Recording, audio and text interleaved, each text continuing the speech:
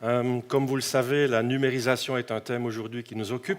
Ça a commencé ce matin avec la stratégie fédérale dans le domaine de la numérisation. Le directeur désigné de la SSR a lui aussi parlé des effets de la numérisation. Et puis, en radio, nous voulons numériser le dernier échelon analogique de la chaîne radio, c'est-à-dire la diffusion. Et comme vous le savez tous, avec des avantages certains en qualité, en coût, en énergie, et puis aussi en libéralisation des ondes. J'ai fait un petit calcul, mais je ne suis pas certain de mon coût. À Genève, depuis que nous diffusons en DAB, il y a 3 fois plus de programmes radio. Les anciens FM, plus l'îlot numérique DAB, plus toutes les radios régionales de Suisse romande qui diffusent sur Genève. Donc avec le DAB, on a atteint un des objectifs qui était d'accroître le nombre de programmes DAB, d'accroître le nombre de programmes radio. Alors pour en parler, je reçois Manuel Kohlbrunner, qui est responsable des études d'audience du groupe Digimig. Ensuite, Ernst Werder, que vous connaissez tous depuis longtemps, qui a créé une entreprise maintenant, VR, est spécialisée dans la numérisation et en particulier dans le domaine auto. Ole Torstadt, il était hier après-midi avec nous pour parler en détail du switch-off en Norvège. Comme vous le savez, 4 des 6 régions norvégiennes ont déjà éteint la FM et on aura les résultats. Et puis Bala Traxel de l'entreprise Republica. Republica a la charge pendant 2 ans de mener une grande campagne de communication en faveur du DAB. Ce qui compte pour nous, ce n'est pas le DAB. Ce qui compte pour nous, c'est la radio, une bonne radio, plus de radio. Et c'est pour ça que nous voulons passer au DAB. Ce n'est pas juste pour le plaisir de changer de technique. Alors, où est-ce que nous en sommes avec l'écoute numérique en Suisse? Je vais passer la parole à Manuel Kohlbrunner. Merci Philippe. Ja, guten Tag von meiner Seite. Es freut mich sehr, jetzt nach einem Jahr. Eh bien, bonjour, mesdames et messieurs. C'est un plaisir d'être parmi vous aujourd'hui, une année plus tard, et de pouvoir vous présenter les résultats de 2 vagues de sondage qui vont donc nous montrer ce qu'il en est pour l'audience du DAB+. Donc, vous avez à l'image les dernières tendances. Donc, le cap est toujours la même. On se dirige vers la radio numérique, donc, qui a vraiment le vent en poupe. Donc, ces chiffres nous viennent du début de l'année 2017. Donc, de 100 minutes écoutées à la radio, environ 57 minutes de ces 100 minutes sont utilisées via radio numérique. Donc, encore 43 versions en radio analogique. Donc là, on a vraiment une belle progression. Ensuite, si on divise cela par les différents vecteurs de réception, on voit que le DAB a vraiment une place toujours plus importante. Donc, on est passé de 23 à 32% au début 2017, donc 32%.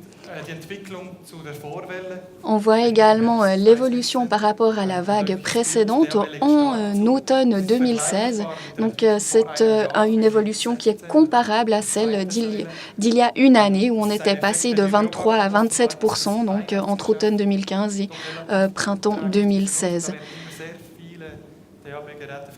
Donc, à chaque fois qu'il y a une vague, une campagne DAB+, eh bien, on a vraiment une vague d'achat d'appareils DAB+.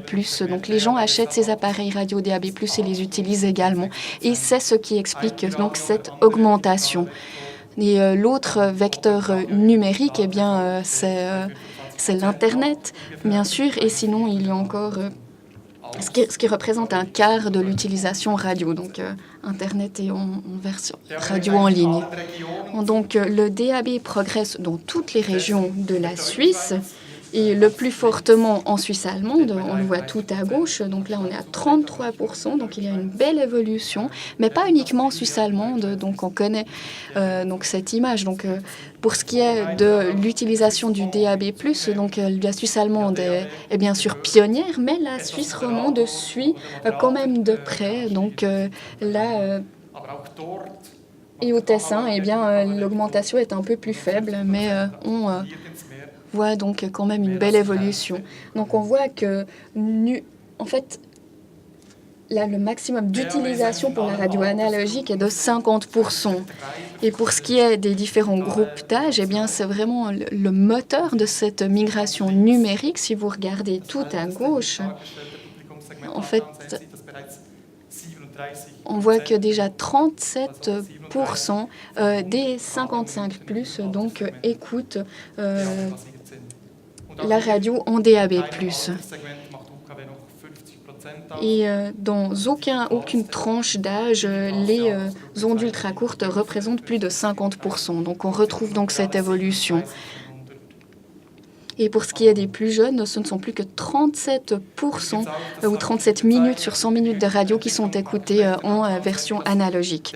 Et également, si on fait la différence entre hommes et femmes, eh bien, on voit que les femmes écoutent davantage la radio numérique. Donc. Et également pour ce qui est de l'utilisation, eh bien, on voit une belle progression pour l'écoute à la maison. Donc plus de 10%. Donc, et où est-ce qu'on écoute la radio et quels sont les appareils donc, qui font avancer la transition numérique. Donc on voit vraiment que la plus grande partie de l'écoute radio se fait à la maison, donc 65%, que ce soit des postes stationnaires ou des appareils mobiles. Et à la maison, eh bien, c'est les vecteurs radio DAB ou radio IP deviennent donc toujours plus importants. Et c'est vraiment là que se fait la plus grande partie de l'utilisation de radio en DAB+. Il y a également beaucoup de ménages qui changent d'équipement à la maison. Mais dans les voitures également, les choses bougent. Donc, c'est la troisième barre. Donc, on a une utilisation de 29% d'appareils qui sont équipés de DAB. Et une grande partie des nouvelles voitures qui viennent sur le marché sont bien sûr déjà équipées d'appareils compatibles DAB+. Donc les Suisses écoutent toujours davantage la radio en numérique. Et si je fais un résumé, ce sont 57% pour la radio numérique, une augmentation de 8 points de pourcentage en 18 mois. Donc le DAB en moyenne générale est à 32%. Dans aucune tranche d'âge, la radio analogique ne représente plus de 50%. Pour ce qui est des femmes, on a une augmentation d'écoute de 10%. Pour ce qui est des appareils DAB+, qui sont utilisés à la maison, eh bien, on a 66% d'utilisation de radio numérique et 29% dans les automobiles. Donc, on voit vraiment que les Suisses poursuivent leur voyage vers la radio numérique. Merci beaucoup. Also 29%, 29%, je vais parler dans ma langue, des véhicules sont équipés en DAB. Alors, wie verteilt sich das? Comment se répartissent ces 29%? Ernst Werder. Grüezi miteinander. Eh bien, bonjour, mesdames et messieurs. C'est un plaisir d'être parmi vous. Je souhaite également remercier Philippe de me donner l'occasion de vous présenter rapidement les derniers chiffres concernant le marché automobile. Après presque 10 ans de commercialisation DAB avec la SSR et d'autres entités, j'ai décidé de devenir indépendant. Et je peux dire que j'ai quand même un certain succès. Donc, qu'en est-il du marché de l'automobile? Eh bien, en moyenne, en Suisse, 320 000 nouvelles voitures sont immatriculées par année. L'acheteur suisse garde sa voiture 6 ans en moyenne. Et la moyenne de tous les véhicules d'occasion qui peuvent encore rouler est de 9 ans. Donc, juste pour vous rappeler ces chiffres à l'esprit. J'y reviendrai un peu plus tard. Donc, vous le constaterez, Aujourd'hui, nous sommes en 3e position pour les nouveaux véhicules. Donc les nouveaux véhicules qui sont introduits sur le marché, ils sont déjà donc 66% sont déjà équipés en 2016 sont déjà équipés d'appareils DAB. Donc 66% donc, de ces 320 000 qui sont achetés chaque année. Cette année, la situation est encore plus favorable.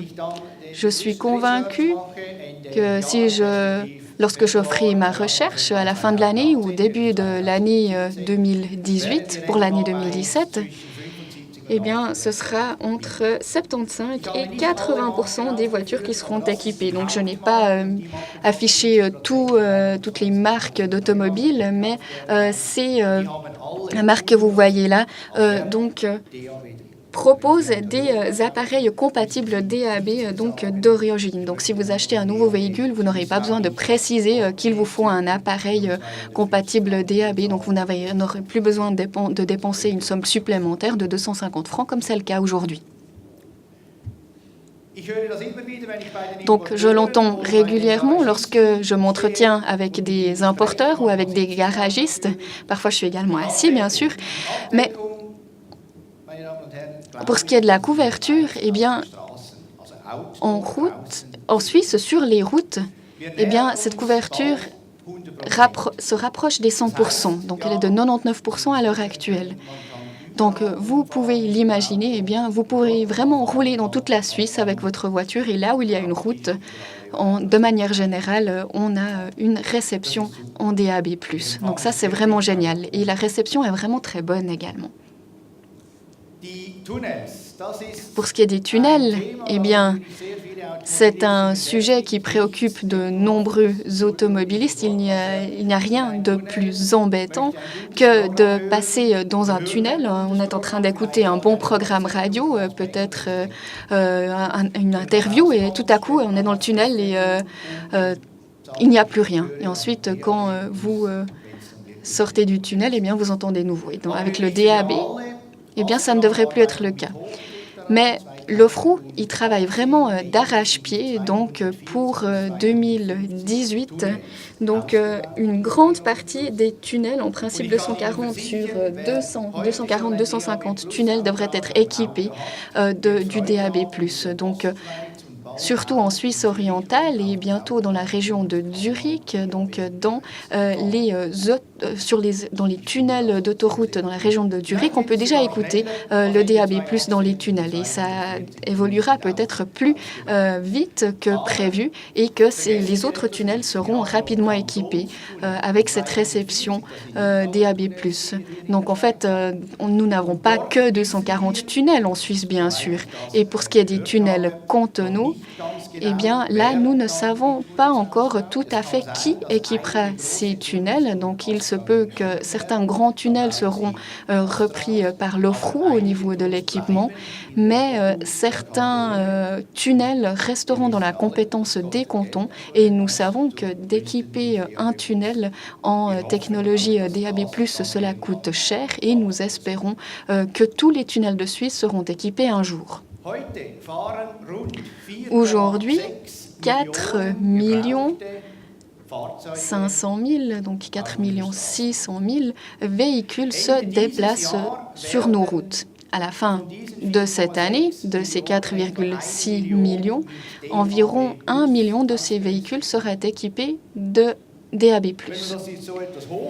Et si on fait une extrapolation d'ici à 2020 ou d'ici 2021, il y aura encore environ entre 2,5 ou 3 millions de véhicules qui ne sont pas encore équipés en DAB+. Et notre effort doit être le suivant. Nous souhaitons qu'avant 2024, tous les véhicules soient équipés de DAB+. Donc nous allons le faire dans un petit cadre. Nous y travaillons déjà donc depuis environ 3 ans. J'anime des ateliers avec un très bon technicien. Donc nous organisons des ateliers pour des garagistes. Nous leur montrons comment on peut équiper un véhicule de technologie DAB+. Donc il faut la bonne antenne, la bonne installation et il faut bien régler les stations radio. Donc pour un électricien en automobile, ce n'est parfois pas si simple. Donc nous avons déjà vu des constructions. Lorsque quelqu'un nous appelle, il nous dit venez voir, le DAB+, c'est pas bien du tout, la réception n'est pas bonne, le client est fâché. Et ensuite on se rend au garage et on lui demande mais l'antenne elle vient d'où? Eh bien en fait le client ne souhaitait pas l'avoir sur la vitre et on a mis ça sur le toit. Donc ça ne va pas, bien sûr. Donc à ce moment-là, on a d'énormes problèmes car le client nous dit que la couverture est mauvaise, que le DAB n'est pas bien et que le DAB+ n'est pas utilisable du tout. Voilà, merci beaucoup de votre attention et j'espère que vous allez rentrer à la maison et que vous achèterez un nouveau véhicule équipé de DAB+. Merci beaucoup.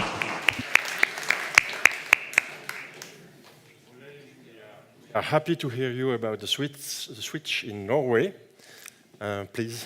Yeah, thank you. And I'm sorry I need to use this strange language called English, but I don't think you want to have it in Norwegian. Thank you for having me here.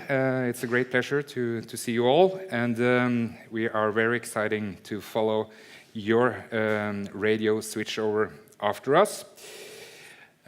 This picture, I can say a couple of words about myself. My name is Ole Tormark, and I'm head of Digital Radio Norway, which is a company owned by representing all the big broadcasters in Norway, both public service and commercial. So we have been doing information campaigns, coordinating that for many years, and we are also an operator for the commercial network in Norway.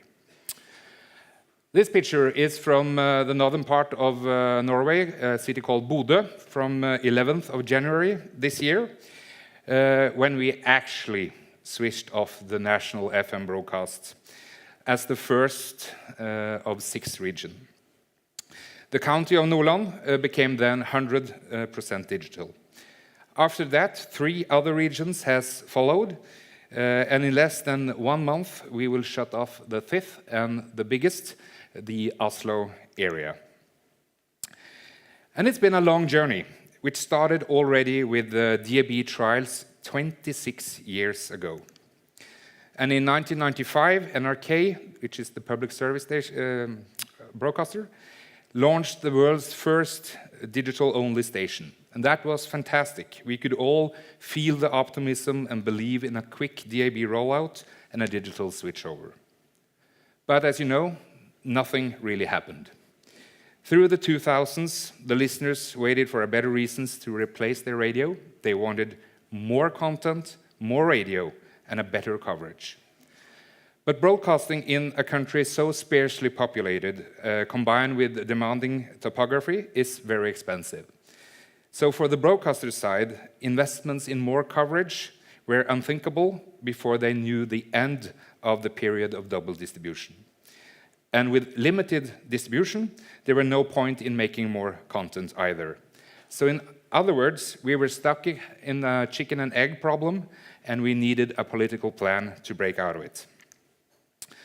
On the positive side, already since the first DAB broadcast, public service and commercial radio have been united in the wish to modernize, digitize radio.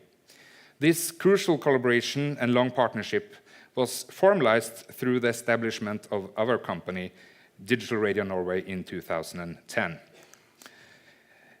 In the beginning of this decade, we saw some movement. The broadcasters had established a few more new stations, though the distribution still was limited. And digital radio sets became also cheaper and more available.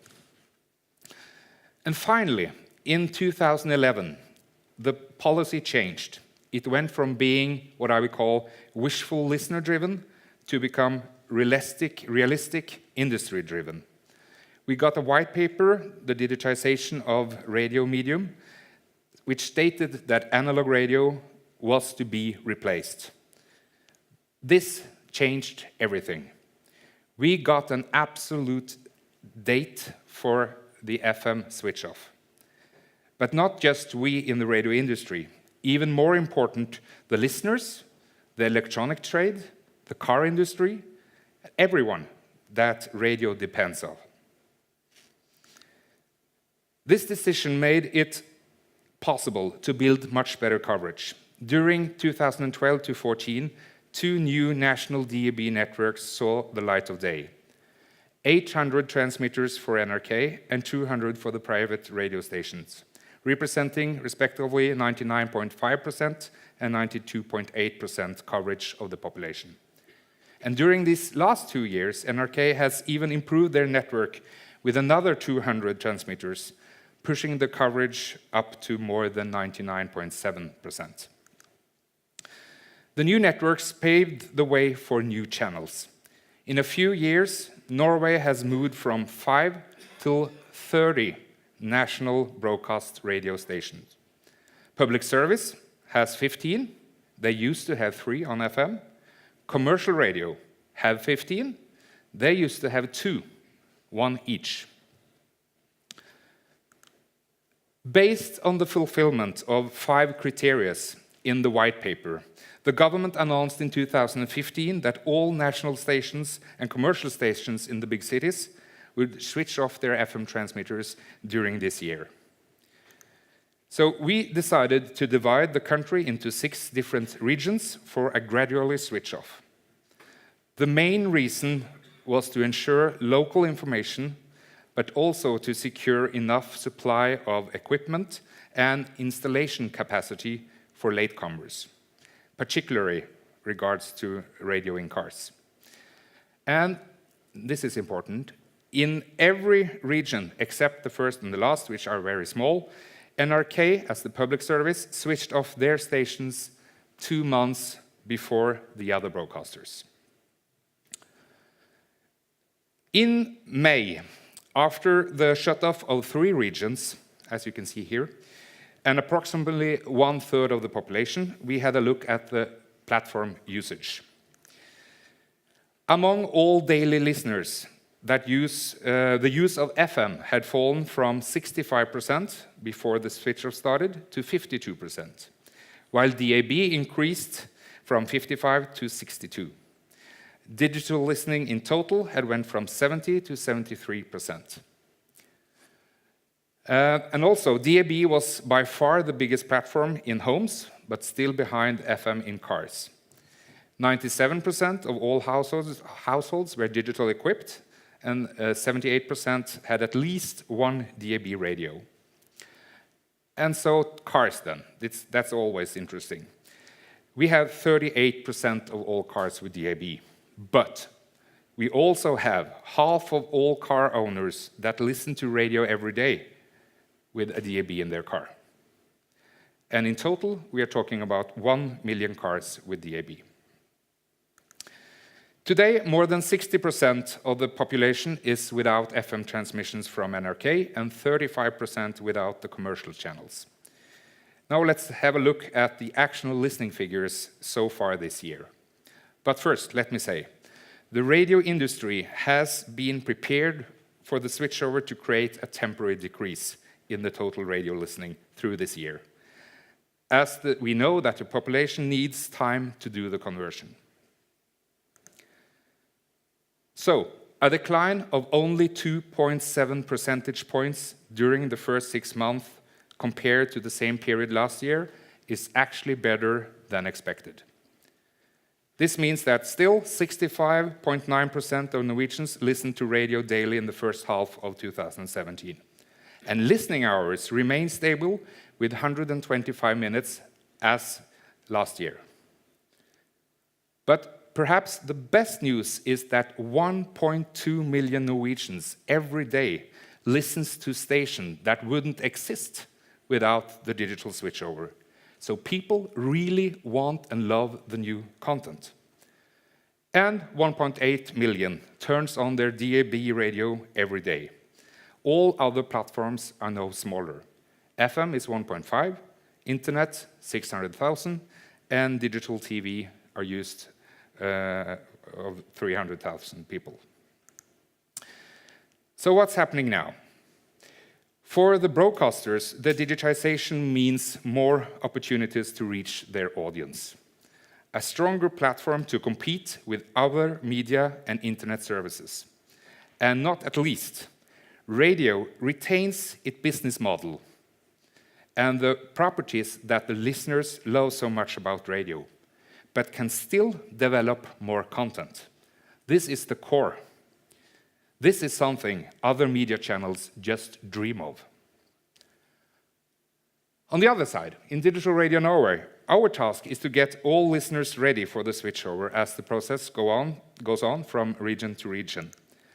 And this happy guy just got a visit from us, and it seems to turn out quite well. Let me tell you a little bit more about what we do. In addition to, of course, websites with information and traditional radio and TV campaigns, we have helping teams on the road, driving from region to region ahead of each shutoff. We have call centers answering all kinds of questions via chat or phone. And since October last year, we have been touring the country in this big turquoise, you can perhaps see it's turquoise, but it's turquoise, caravan. Let me show you how this looks like when we travel around. Oh, it's supposed to be some audio, but it's not very important. We got all kinds of questions from people that have even either tried to install car adapters in their cars, or they are planning and they wonder what kind of solutions they could choose from. And we have got to see our country in a new way. That's also quite nice. And we have visited boats and helped them with antennas. It's always about antennas, whatever kind of vehicle or boat or caravan you have. Look at this. It's nice. And this is the northern part of course, the most nice part of the country. And you will be surprised, I'm going to say a little bit more about that soon, the small things that people actually need help with. But when they get this help, when they learn the new stuff, they're very happy. This is a very usual situation. We sit in the car and explain how it works, and often we have to correct the antenna because it's mounted the wrong direction without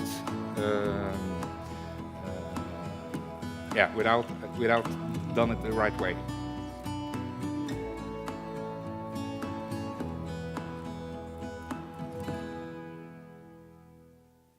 Yeah, and we're going to continue driving around until we have shut off every part of the country. We have learned a lot of stuff on the tour, and we have learned that not all listeners are engineers, to say it mildly. There is a need for a new antenna in your car regardless if you change the whole car radio or you just add a DAB adapter. This is probably the biggest challenge this year. We had not quite foreseen how much information and help which were needed.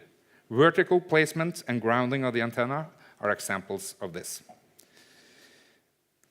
But also basic functions and menus are another challenge. DAB is broadcast as FM, but slightly different. And people have learned FM through more than 60 years. So station lists, multiplexes, rescan, factory resets, and so on is not that easy as we perhaps thought before we started. And our advanced networks with a different coverage and regionalized NRK broadcast doesn't make it easier. Here you see how NRK networks is in fact split up in different regions, and in many places you may receive 2 or 3 of them. And your experience of coverage is depending on whether your radio uses the right frequency. The lack of harmonization and standardization is most visible in cars. There is actually an impressive number of ways to operate even an original factory-installed car radio. All this have made some listeners frustrated over the switchover, And that's understandable when the radio doesn't work as expected. But therefore, people are also usually very happy when we show them the small things that can fix their problems. Others just don't like what they feel is a forced technology shift. But a good explanation usually helps to understand why a switchover has been necessary. And in the end, there's a few persons who strongly believe in different conspiracy ideas around the radio switchover, and then make themselves quite visible in social media. We have also had DAB debate going on in parts of the traditional media for more than a decade, but these days, everything about DAB sells newspaper and generates a lot of clicks. So radio have never got more attention than radio do in Norway right now. And we think that's a good thing for radio. If we could done such a big technology shift without a debate, it wouldn't have been a good sign for radio's position. The only thing that's sad is those listeners who give up perhaps even before they try, after reading articles or social media posts that claims that DAB doesn't work or have bad coverage. That said, our tour in the big puke green caravan has really paid off in several ways. We have met hundreds of people that have got useful tips and problem fixed. But perhaps more important, we have published their stories on social media with a wide local spread. The tour has also given us the opportunity to meet with local newspapers and authorities. In other words, the Radio Caravan Tour is our platform for content making and social media activities, as well as a helping hand for listeners. So finally, our best takeaway from the last month is the great engagement and passion for radio that we see on the road every day. I have all the Norwegian big broadcasters with me when I say that radio is in a much better place now than we would have been without the digital switchover. So my conclusion is that radio, digital broadcasted radio, have a strong and long life ahead. Merci.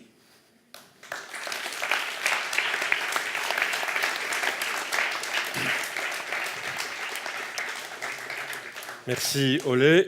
Et nous allons maintenant tourner nos regards vers le futur. On a encore 8 minutes pour présenter la campagne menée par l'entreprise Republica afin d'augmenter l'écoute DAB en Suisse. Bonne attraction. Merci Philippe. Thank you. Das war eine gute Einführung von Ole. Voilà, je trouve que c'était une très bonne introduction de la part d'Ole. Et c'est toujours bien de savoir que nous ne sommes pas les premiers en Europe à faire quelque chose. Là, nous sommes les troisièmes. Nous aimerions maintenant nous montrer le succès de notre campagne. Mais tout d'abord, qui c'est qui a vu la première vague de la campagne, le DAB déménage? Je vois qu'il y a encore du potentiel à exploiter. Voilà, notre mandat à accomplir, c'est quelque chose qui a lieu 7 ans plus tôt qu'en Norvège. Donc l'abandon complet, c'est quelque chose de bien réel. Il s'agit maintenant pour nous d'informer l'audience, le public, la population, et de parler du DAB, donc de promouvoir, si on veut, la notoriété du DAB pour augmenter l'utilisation du DAB et pour pouvoir aussi promouvoir les ventes des appareils DAB. Donc c'est juste une suite logique de notre manière de communiquer. Nous l'avons lu cette semaine. La radio reste le deuxième média le plus important pour les Suisses et Suisses, juste après l'Internet. Donc ça, c'est la bonne nouvelle.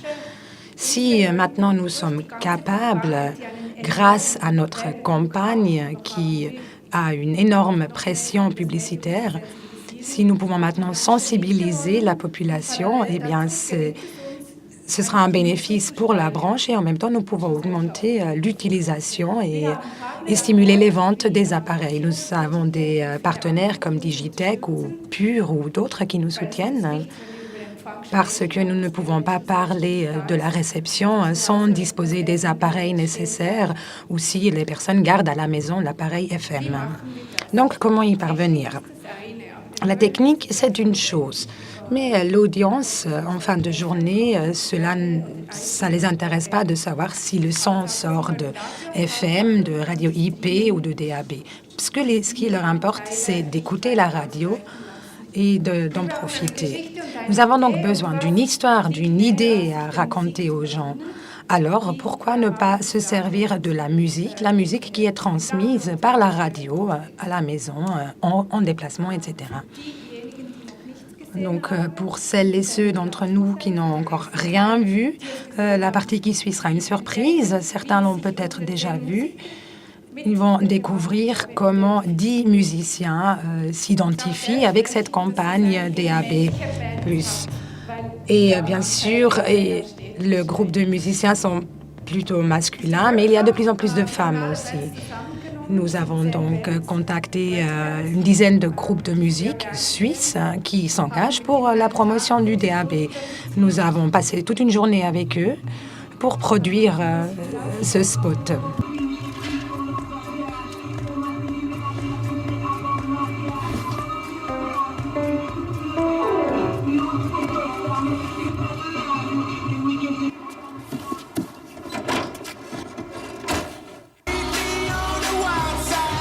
Radio zieht um auf DAB+.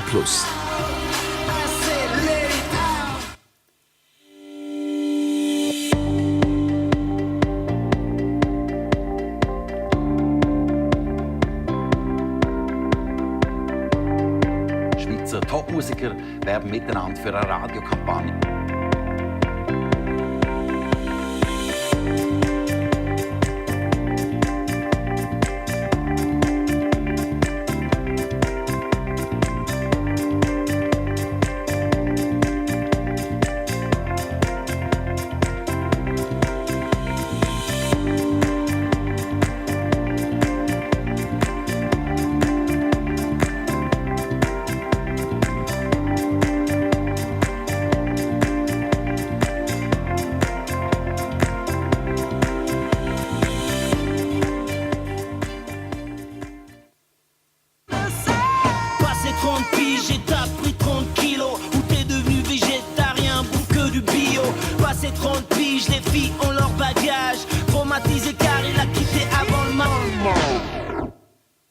Wow, sto male per quella corta interruzione. Il stress, menius, sin DAB+.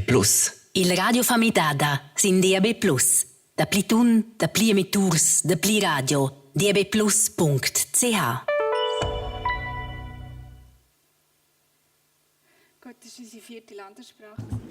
Voilà, ça c'était notre 4e langue nationale, pour ceux qui ne l'auraient pas remarqué. Et ça rend les choses plus difficiles d'ailleurs, parce que justement nous voulons augmenter la notoriété, l'utilisation. Donc c'est comique, toutes les mesures appliquées, la sélection des groupes, etc.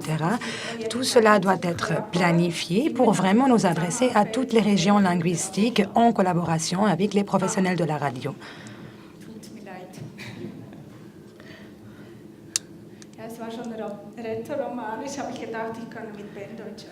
Bien, comme on vient d'entendre du romanche, j'ai pensé que je pouvais continuer en suisse-allemand. Je m'excuse, je continue en bon allemand.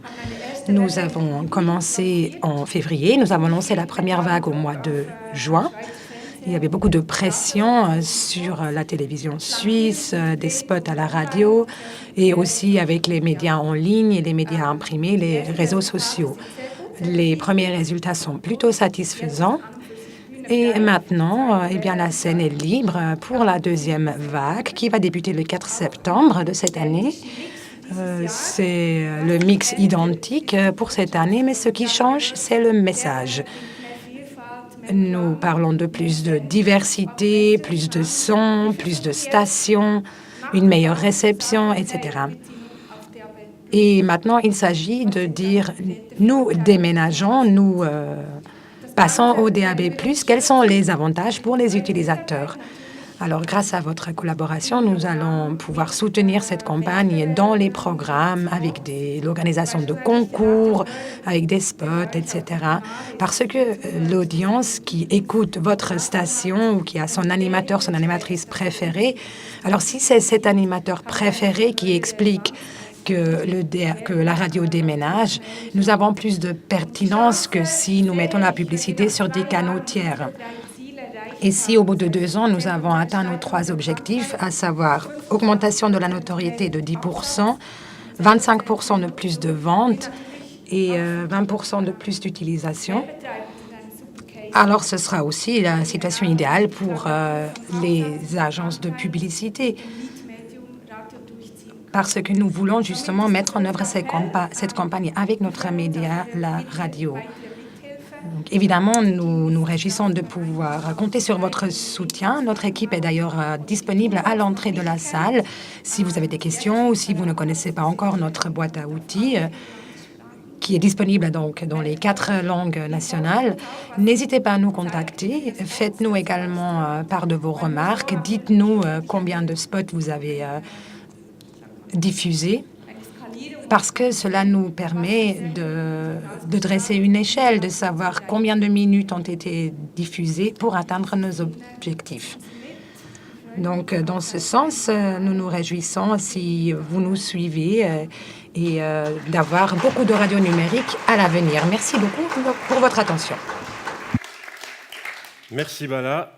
Avec ces mots, nous quittons le thème du DAB. Je vais rendre la parole à Maria Victoria. Mais vous dire tout de même que pour nous, le broadcasting reste quelque chose d'essentiel. Tout se fait aujourd'hui sur l'écran de PC, de laptop, y compris écouter de la radio. Mais les gens aiment leur appareil radio. C'est aussi quelque chose que nous avons appris en Norvège, c'est que les gens continuent à vouloir écouter la radio sur un appareil radio avec un bouton et pas seulement sur leur ordinateur. C'est aussi une question de ne pas mettre tous nos œufs dans le même panier. C'est bien l'IP, c'est bien l'AFM, mais avec le DAB+, on acquiert aussi une sécurité supplémentaire. Et pour nous, c'est essentiel de rester des diffuseurs et des broadcasters grâce au DAB+. Merci d'avoir participé à cette présentation en rythme soutenu et rapide, avec une série de thèmes différents. Et puis on se retrouve, je pense, dans une année pour voir où nous en sommes et quels seront les succès de la campagne menée par Republica avec votre aide. Utilisez, s'il vous plaît, le toolbox. C'est essentiel pour réussir ce passage. Merci. Maria Victoria, à vous. Oui. Oula. C'est pas facile avec des chaussures comme ça. Hein. Mais ça va. Merci, merci. Merci à tous les participants.